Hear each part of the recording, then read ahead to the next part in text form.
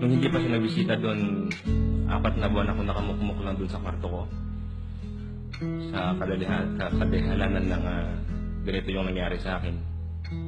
Mahirap mawalan ng paningin. Marami pa akong pangarap sa buhay. Yung mga anak ko, paano na sila? When I look into your eyes, I have imparted to the military and the police very clearly. You will have my support. You will have all the things that you need to fight criminals. Do not worry. In the pursuit of law and order, pursuant to my directions, you do not have to worry about criminals. I will go to the prison for you. I take full legal responsibility. I won't give up on us, even if this. Inalagaan tayo ng mga nanay at tatay natin. Pagtanda nila, alagaan natin. Paano ka mag-alaga ng putang ina kung gano'n sisirain mo yung mga bata?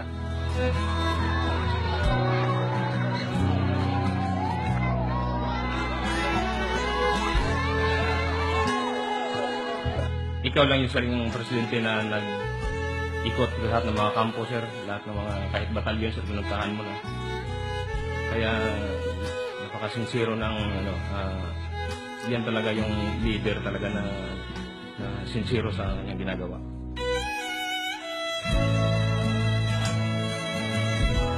Relay this message to all.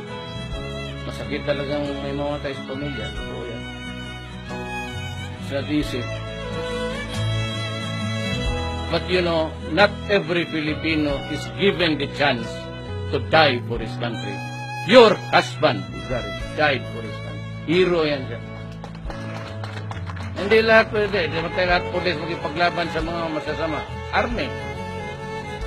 Ako, ang gumawa hero, mura mo lang ako. Yan ang maabot ko, putang ina. Sa masasabi ko, on behalf, sir, ng mga sundalong Pilipino, kami given na kami ay isang bayani, pero kung kami man ay isang bayani, sir, ikaw sir yung yung bayani ng mga bayani.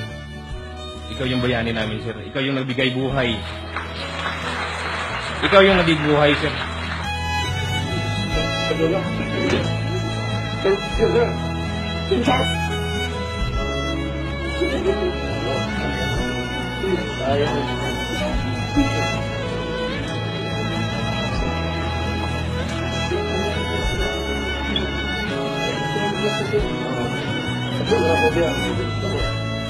Ako kung ako ang sundalo, gusto ko mamatay ako dyan sa pratratan tayo praparapan.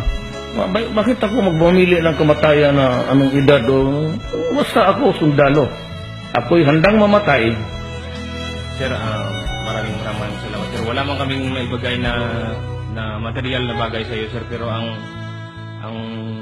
masasabi ko lang, sir, na until the last drop of our blood, sir, talagang makikipaglaban kami, sir, sa under ng iyong pamumuno, sir. And for as long as God will give me the productive years of my life, and 71, I will be in the presidency to protect you.